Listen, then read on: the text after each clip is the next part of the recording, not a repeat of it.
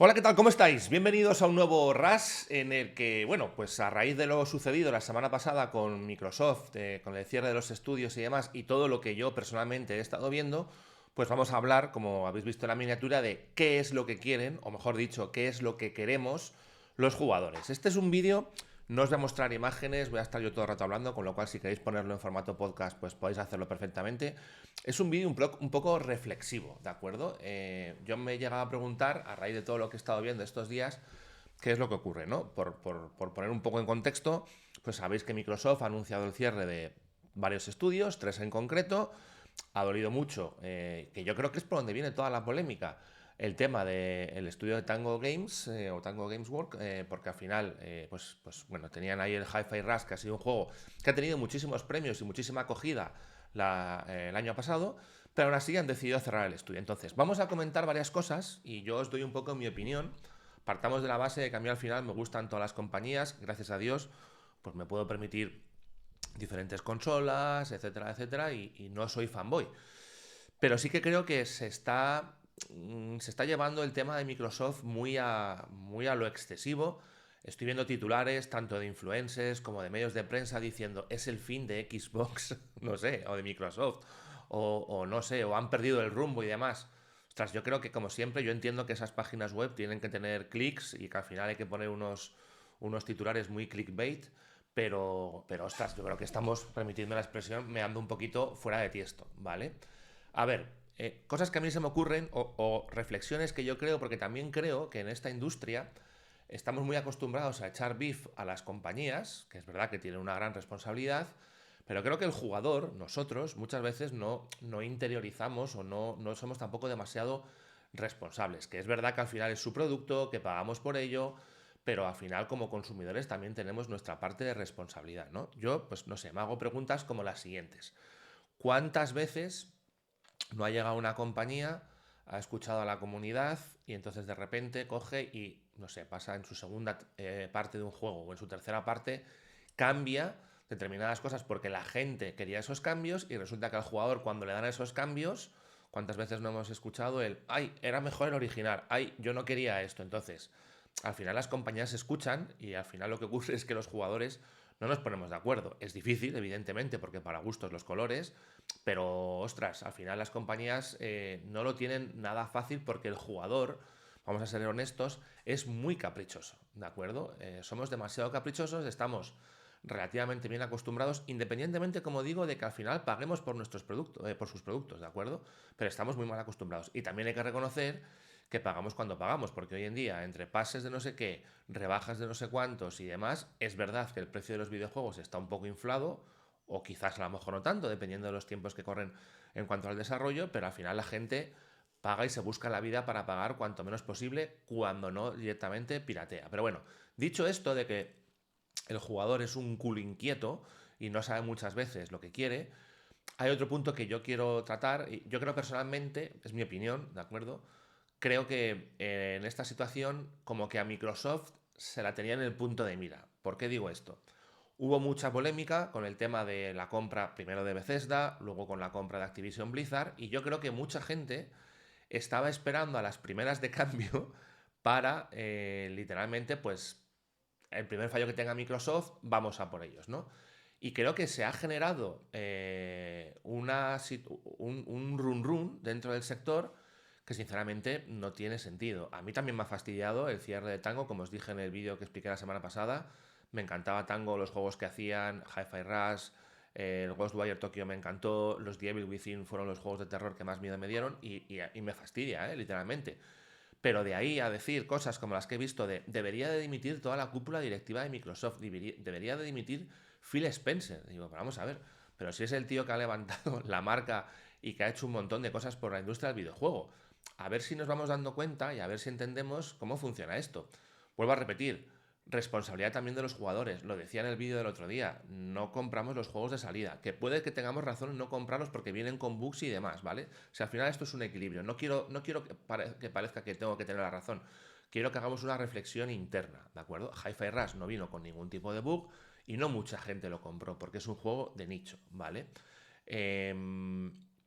Luego, por ejemplo, Otras cosas que están ocurriendo, el tema de las ventas, al final, repito como decía el otro día, vamos a entender un poco el sector que tenemos y cómo está cambiando ese sector.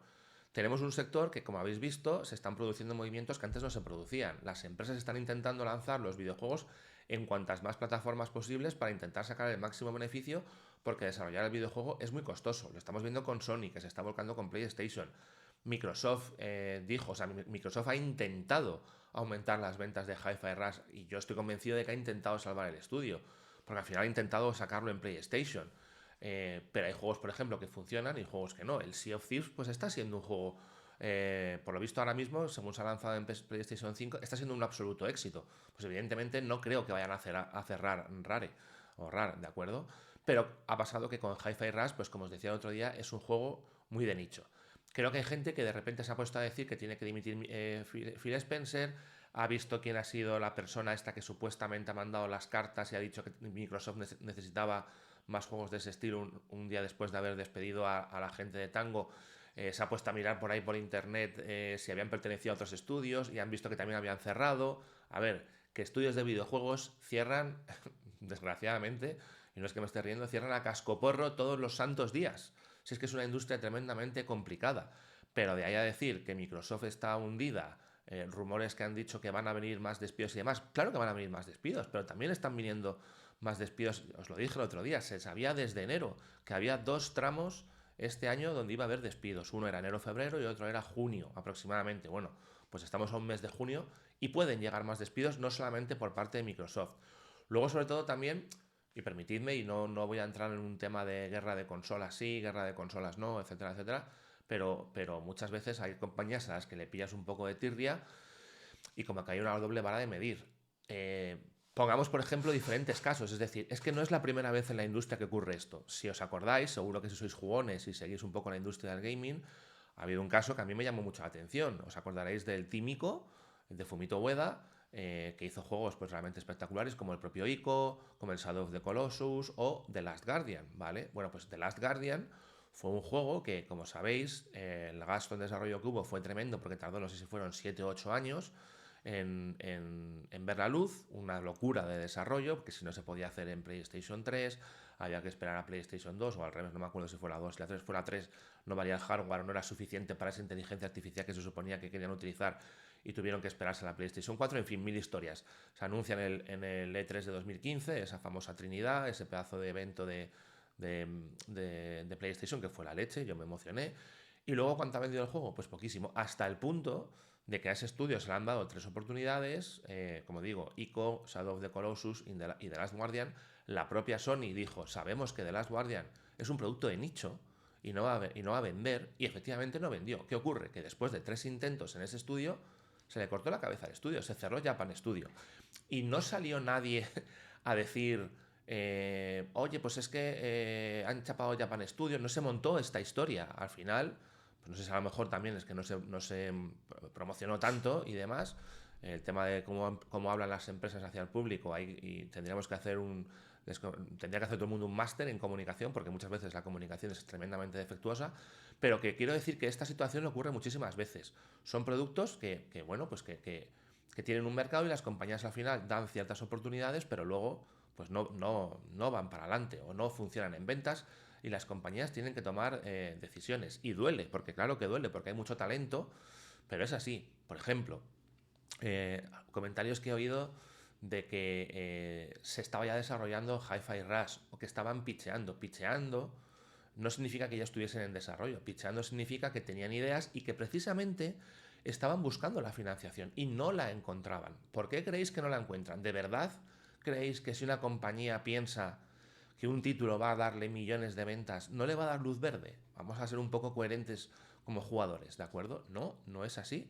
Es simplemente que el juego no ha vendido. Y no ha vendido porque los jugadores no lo hemos o no lo han comprado, ¿de acuerdo? ¿Qué ocurre con los jugadores? Pues que al final es un sector, y esto se ve mucho, ¿no? Que el hype y que las habladurías y que las redes sociales suenan muy fuerte, pero luego la realidad de las ventas es otra muy distinta. Es decir, tú puedes estar defendiendo un juego, no sé qué, este juego es guay, hay mucho fandom que defiende un juego de una plataforma versus otro juego de otra plataforma y demás, y luego realmente ni los juegan, ni los compran, ¿vale? Yo, por ejemplo, hace un tiempo, me acuerdo que en un RAS os dije, estaba haciendo un pequeño análisis, podemos hacer uno un día si queréis, me lo dejáis en la caja de comentarios, está haciendo un análisis de cuántos son los trofeos, ¿de acuerdo?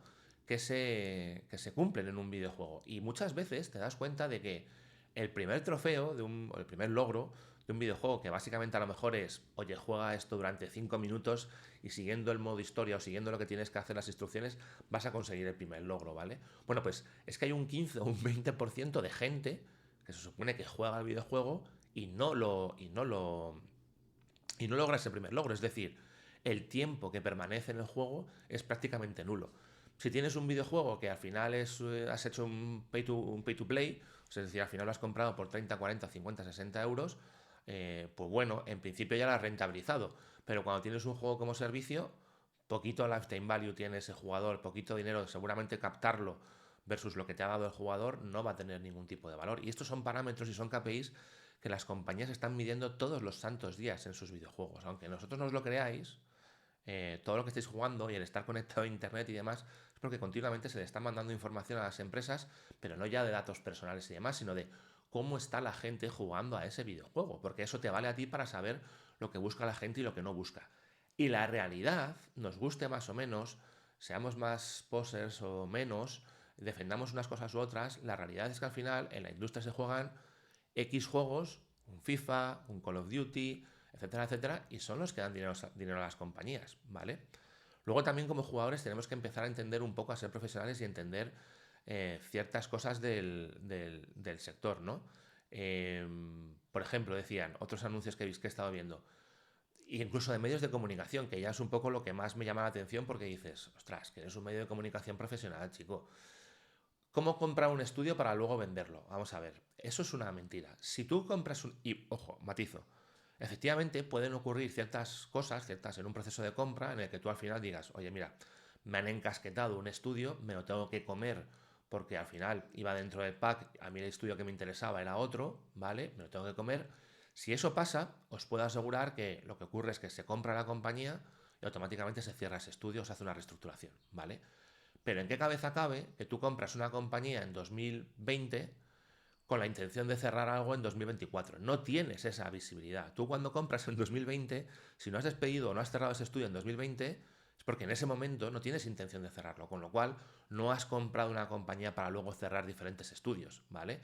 Simplemente es que la realidad, los desarrollos y los lanzamientos te van diciendo pues lo que está ocurriendo, ¿no? Entonces, repito, al final no es que quiera cargar contra los jugadores, faltaría más, pero al final los jugadores tenemos también una cierta responsabilidad en lo que ocurre. Ojo que lo entiendo, si es que al final aquí no hay ni culpables ni no culpables. Al final es una industria, como os he dicho muchas veces en los últimos programas, esto está tremendamente saturado, no da tiempo a jugar todo, entonces yo no puedo permitirme el tener ahí, pues no sé, 25 juegos comprados y con el dinero desembolsado cuando sé que a lo mejor no los voy a jugar hasta dentro de 2 o 3 años.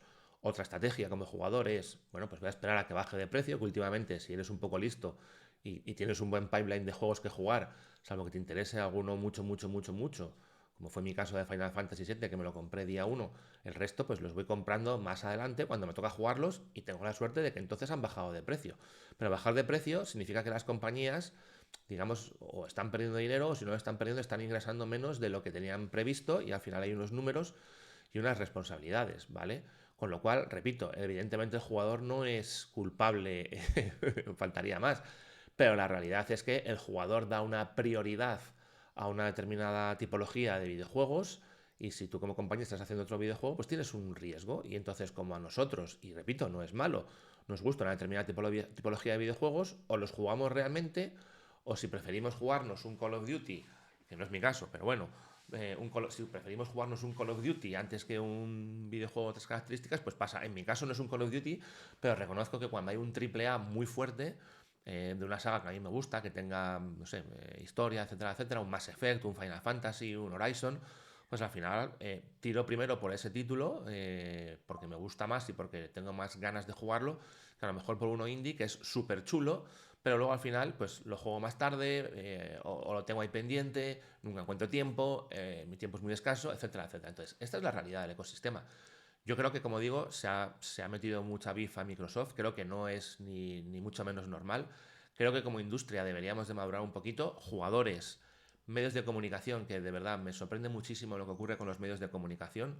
Es una cosa que yo no acabo de entender, con todo mi cariño y respeto, y esto es un medio de comunicación, pero bueno, por lo menos nosotros siempre intentamos mirarlo desde un punto de vista imparcial y desde un punto de vista de cómo funciona la industria.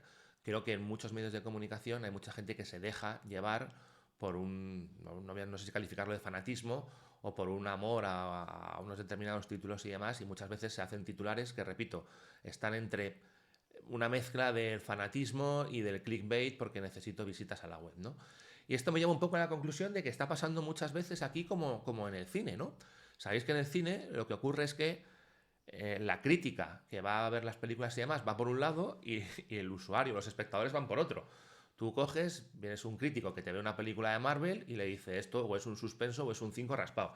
Y luego resulta que la crítica, perdón, que la audiencia, vamos, lo pone por las nubes y le mete 1.000 o 1.500 millones de facturación. Hay una discordancia, ¿vale? En ese sentido. Pues yo creo que en el mundo del gaming está también pasando un poquito lo mismo, ¿no? Hay una discordancia entre lo que, ¿cómo decirlo? Entre lo que la gente realmente juega y lo que la gente luego aprecia. Yo puedo apreciar muchísimo a un videojuego, me puede fastidiar que no haga una parte segunda, que cierre, etcétera, etcétera, pero luego realmente a lo que estoy jugando es a otras cosas, ¿de acuerdo? Esto también nos lleva mucho a preguntarnos, no sé, ¿para qué vale Metacritic, no? Metacritic, pues fijaros, ¿no? Yo entiendo que hay muchas compañías incluso que ven lo que ocurre en Metacritic. Aparte de Metacritic, quitando una de las compañías, perdón, los medios de comunicación, que como digo, para mí tienen un determinado sesgo, lo digo así claramente, ¿de acuerdo? Luego tienes la parte de los usuarios, y los usuarios pueden poner una opinión sin haber jugado al videojuego, simplemente pues porque lo han visto vídeos, etcétera, etcétera. En ese sentido, por ejemplo, me parece muchísimo más profesional lo que ocurre con Steam. En Steam al final tú no puedes poner una crítica si tú no has jugado al videojuego, por lo menos un rato, con lo cual al menos algo de conocimiento del juego tienes. Luego para gustos los colores, pero cuando Steam te dice que las críticas son pues muy positivas o muy negativas y demás, al final es de gente que al menos ha probado el título, ¿vale? Entonces, esto es un poco lo que quería comentaros en el vídeo de hoy. ¿Qué es lo que buscamos jugadores? ¿Qué es lo que queremos? Pedimos unas cosas a las empresas, luego resulta que nos vamos a otra tipología de videojuegos, no estamos nunca conformes, nos inventamos muchas cosas que no tienen razón de ser, hacemos unas elucubraciones que no tienen razón de ser. Cuando toca echarle la culpa al desarrollador, se le echa al desarrollador. Cuando toca echarle la culpa al publisher, se le echa la culpa al publisher. Nunca nos gustan los videojuegos. Hay compañías que han tenido hasta que cambiar los finales de los videojuegos porque la comunidad se ha vuelto loca. Tenemos, permitidme la expresión, somos un poco como Spider-Man, tenemos una gran responsabilidad, ¿no? Al final, las compañías nos escuchan y hacen los juegos para que nosotros disfrutemos. Pues entonces, no engañemos a las compañías, porque al final una cosa es la habladuría y otra cosa es al final el talón, o el dinero, o el Bizum, o el PayPal que sueltas para comprar el videojuego, y eso es la realidad. Y este es el ecosistema que tenemos, y creo que como jugadores necesitamos también evolucionar un poco, colaborar un poquito más con las compañías, entender en qué sector estamos, y cuando llegan a este tipo de situaciones que son dolorosas para todos, pues creo que al final no estamos viendo la situación global que hay, no ganamos nada echando beef, etcétera, etcétera. Cuando una compañía decide, creedme de verdad, pero esto no es en videojuegos, ¿de acuerdo? Esto es en general, y os lo digo por conocimiento de causa, para lo bueno y para lo malo. Cuando alguien tiene que cerrar una compañía, no es un plato de buen gusto. Es decir, no hay gente que dice, yo mi trabajo es echar a gente, como la película esta de Up in the Air, ¿no? Era la de George Clooney, que disfruta de mi trabajo porque voy echando gente. No, no, no, no, eso no existe, ¿vale? Cuando alguien tiene que cerrar una compañía, no es un plato de buen gusto, y es lo último que una compañía quiere llegar a hacer. Así que bueno, contadme en los comentarios qué es lo que opináis, si estáis de acuerdo o no. El otro día había algún comentario a la noticia de Microsoft. Oye, las opiniones son todas más que bienvenidas, las comentamos, las debatimos, y nada, pues que os espero en el próximo RAS. Nos vemos. Chao.